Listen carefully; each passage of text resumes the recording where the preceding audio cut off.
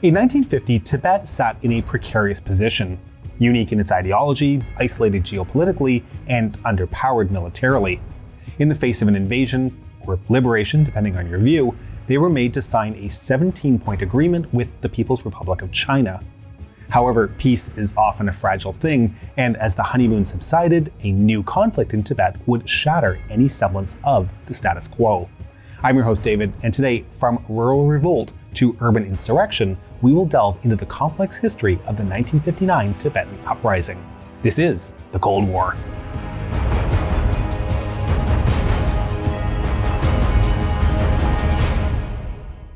Our channel focuses on recent history, but it is very important to remember that the known history of countries and of people often stretches back for thousands of years, which is why I am so excited to recommend an outstanding video I watched recently on Magellan TV, First Emperor, the Man Who Made China. The video examines the life and legacy of Qin Shi Huangdi, the man who first united China and even gave it its name. The drama documentary explores new excavations linked to Qin Shi Huangdi to explore more about his personality and motivations. And one of the best things about the video, it is completely ad-free, just like every video on Magellan TV, including the new 4K content that is being added every week. And Cold War viewers will get a 1-month free trial by clicking on the link in the description. Make sure to start your free trial of Magellan TV so you can join us in watching First Emperor, the Man Who Made China. I'm going to start this episode by reminding you that we are picking up where our last episode on Tibet left off, so best to go watch that if you haven't already. And with that out of the way, here we go. The Tibetan struggle for independence was born almost from the moment of annexation. What is often lost when discussing the years immediately succeeding the Chinese invasion is that even though the PRC refrained from interfering in many aspects of Tibetans' local governance or way of life, the impact the people of Tibet felt losing what they saw as their sovereign nation was immense. From their perspective, Tibet had been independent since 1911, when the Dalai Lama had rejected the title that the new Republic of China had attempted to bestow upon him. For nearly 4 decades, while both the Chinese Civil War and the Second World War raged around them, Tibet maintained a relatively isolated and stable nation. Their Buddhist beliefs and Tibetan culture were defining hallmarks of the country, which allowed for the existence of a functioning theocracy under the spiritual leadership of the Dalai Lama. This is all to say that when the People's Republic of China claimed that the liberation of Tibet was a core part of their plans to unify China, few in Tibet were buying into it. However, Tibet was geopolitically isolated, and the Tibetan elite had stomped out practically all attempts to modernize the country, convincing the Dalai Lama that it would interfere with their way of life. This combination of factors left the state severely underpowered, especially when combating the modernizing and experienced People's Liberation Army. While our previous video covers the military invasion of Tibet, what we should note here is that the conflict ended with the Dalai Lama accepting a 17-point agreement from the Chinese government, where Beijing allowed for the continued practice of Buddhism in the region and stated that they would refrain from interfering in the people's customs. Somewhat contradictory to this, though, is the fact that nearly all facets of military, education, commerce, agriculture, industry, and foreign relations of Tibet were to be controlled by the PRC. Regardless of intentions, these policies and the reforms that came with them would come to infringe upon what many Tibetans felt was their cultural way of life, which, as you can likely imagine, fostered discontent. Before moving on, it's important that we address an important controversy with this topic. The history of pre-annexation Tibet has been muddied by decades of historical disagreement and attempted control of the narrative by organizations with political aims. Pro-PRC sources claim that Tibet was an oppressive and backwards nation before its liberation, and the 1951 annexation was to free the population, with claims that up to 95% of the population lived as serfs in a slave system. To describe this interpretation as reductive is an understatement, but it would also be inaccurate to ignore the complicated situation much of the country was in. Tibet was a rural and underdeveloped region which refused to modernize and had little to no industry. Between half and 60% of the population lived as serfs, working as primarily agricultural labor, but also in other jobs. Managers were harsh and whips were used, but claims of blinding made by the PRC appear completely unfounded. This is all to say that while serfdom ended under Chinese rule, the people of Tibet weren't necessarily ecstatic about the loss of their nation's sovereignty and didn't welcome their new rulers with open arms. So remember how I said that opposition to annexation started right away? Well, it's not exactly true, because the roots of that resistance can be traced back to before the annexation even took place. The eastern regions of Kham and Amdo sat on the border with the PRC and had a much different viewpoint of the invasion. These regions had little oversight from the government in Lhasa, and their local principalities were extremely decentralized, with the population divided into rigid social classes. The Khampas and Amdawas were also fiercely independent, and above all, they held their land and its ownership in very high regard.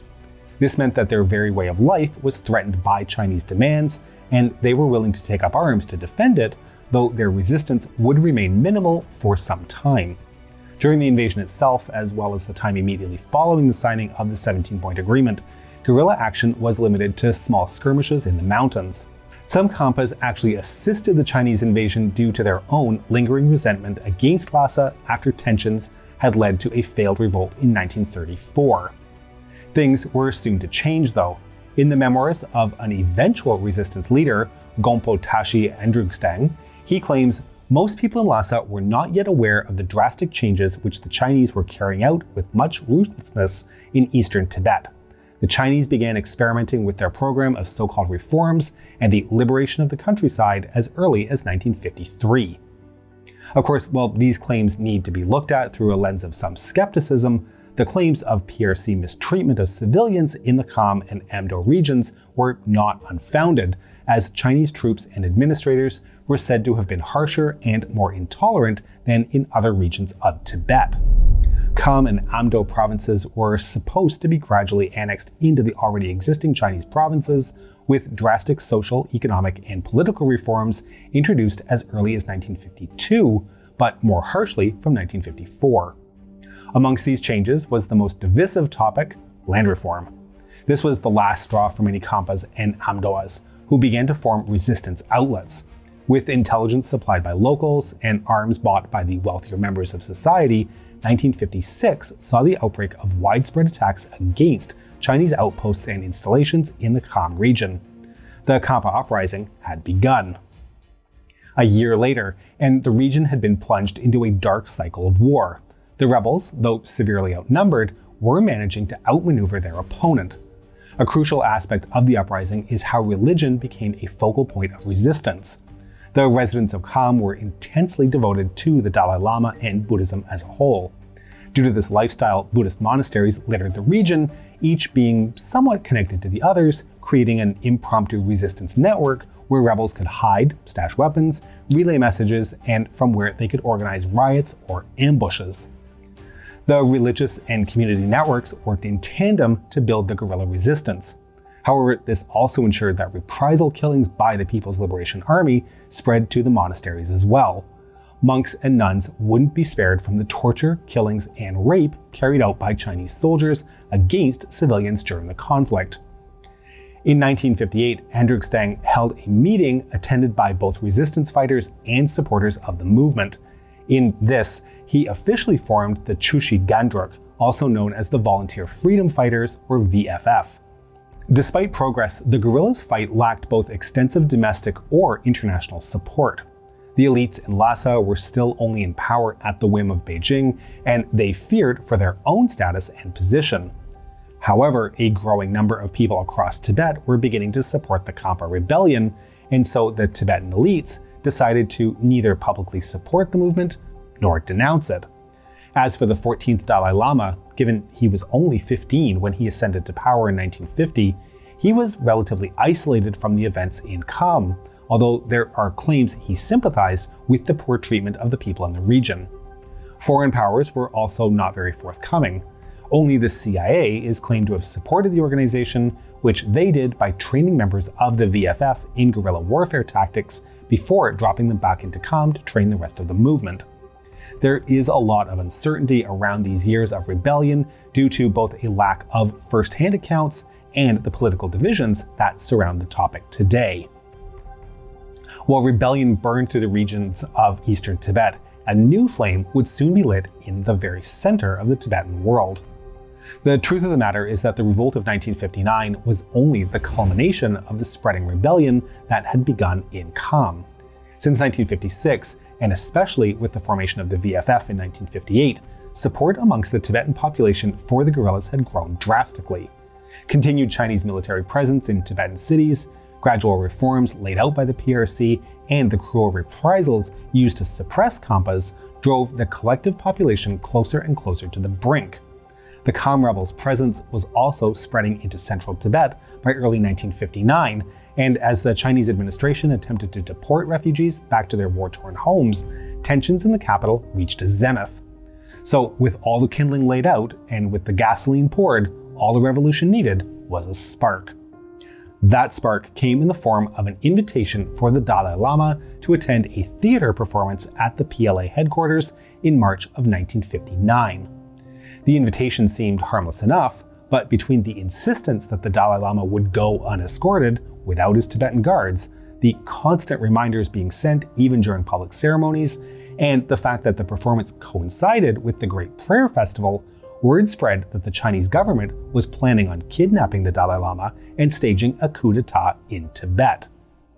This fear, though most likely a false suspicion, could be seen mostly as the climax of tensions between the Tibetan public and the PRC administration. Despite that the Dalai Lama was probably under no real threat, the blatant disregard for Tibetan customs only highlighted the greater violations of Tibetan society that were being carried out under the guise of reform. So, as suspicions finally came to a head, over 30,000 Tibetans, old and young, rich and poor, surrounded the Dalai Lama's palace on March 10th to protect their spiritual leader and, in essence, protect their way of life. The protests around the city took a certain anti-Chinese sentiment. A Tibetan aristocrat, who was a well-known collaborator, was stoned to death, while a member of the cabinet who arrived with a Chinese escort had to flee in his jeep as he was pelted with rocks. The Dalai Lama himself was possibly against the initial demonstration, but he had long lost control of the public. As the situation grew more unstable, he opted to flee the city. His flight was specifically triggered by the PLA firing 2 artillery shells near to his palace as the violence spread across the city. Now, a point of contention between multiple sources is when exactly Tibet was once again proclaimed to be independent.